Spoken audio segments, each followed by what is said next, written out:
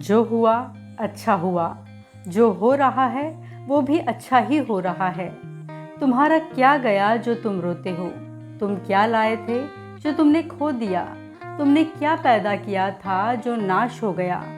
तुमने जो लिया यहीं से लिया, जो दिया यहीं पर दिया।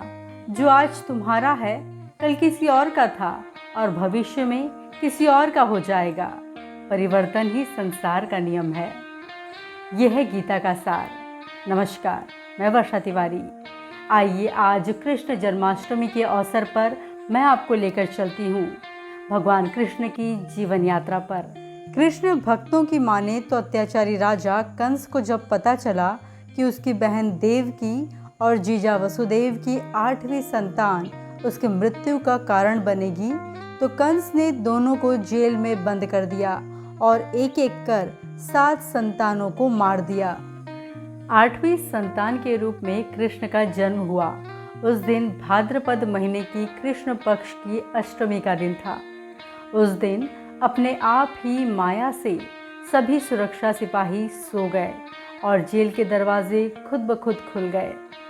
बताया जाता है कि उस वक्त भारी बारिश हो रही थी, यमुना में उफान था।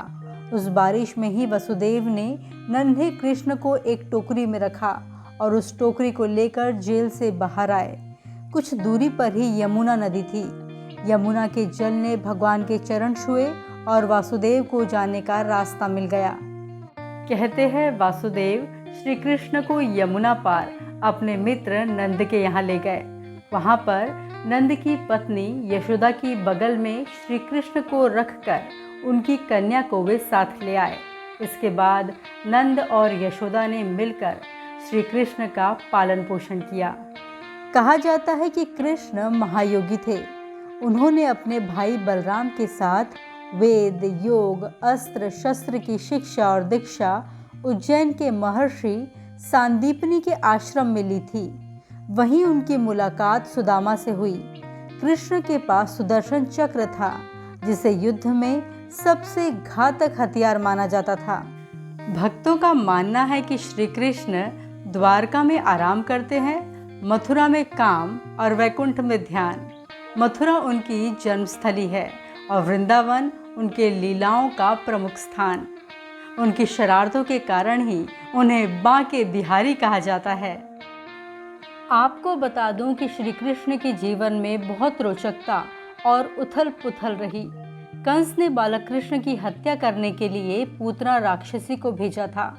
कृष्ण की माया के आगे पूतना बेबस रही। पूतना के अलावा कृष्ण ने शक्तासुर, कलिय दमन, धेनुक, प्रलंब जैसे राक्षसों को भी मारा।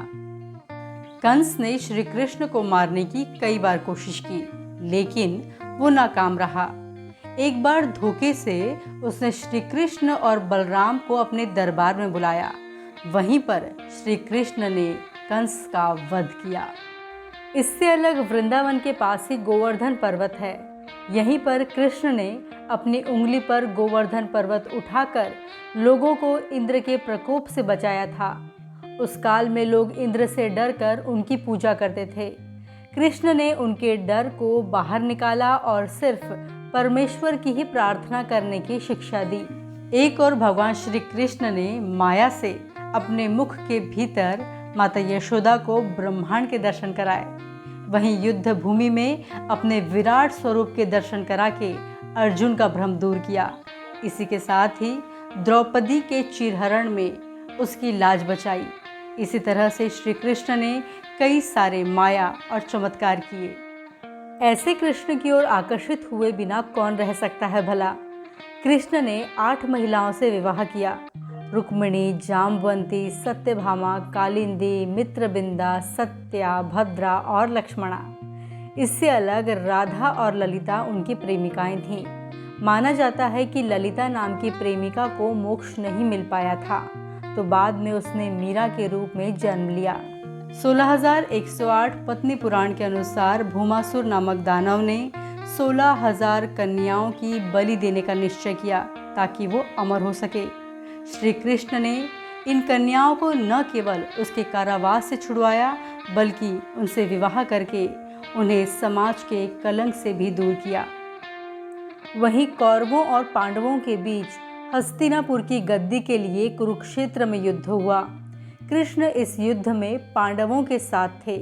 महाभारत के युद्ध में भगवान कृष्ण ने अर्जुन को उपदेश दिया, वो गीता के नाम से प्रसिद्ध हुआ। श्री कृष्ण जन्माष्टमी पर श्री कृष्ण के बाल स्वरूप यानी लड्डू गोपाल की पूजा होती है। भक्त 2 दिनों तक घरों और मंदिरों में भागवत पुराण और गीता पुराण के पाठ कराते हैं। इसी के साथ ही रासलीला, दही हांडी, माखन हांडी जैसे कई आयोजन भी होते हैं। कृष्ण जन्माष्टमी को लेकर मान्यता है कि अगर निसंतान दंपत्ति हो या फिर अविवाहित लड़की जन्माष्टमी का व्रत रखे तो उनकी मनोकामना जल्द ही पूरी हो जाती हैं। श्री कृष्ण के हैं रूप अनेक, किसी के लिए वे भगवान हैं, किसी के लिए गुरु तो किसी के लिए दोस्त। उन्हें राजनीति, धर्म, दर्शन, योग का जानकार कहा जाता है। वे अपने भक्तों को विपदाओं में मुस्कुराने का संदेश देते नजर आते हैं, क्योंकि उनके अनुसार कोई चीज़ तो स्थिर है ही नहीं। अब मुझे दीजिए आज्ञा, और भी त्योहारों से जुड़ी जानकारियाँ लेकर मैं आपके पास आऊँगी। राधे राधे।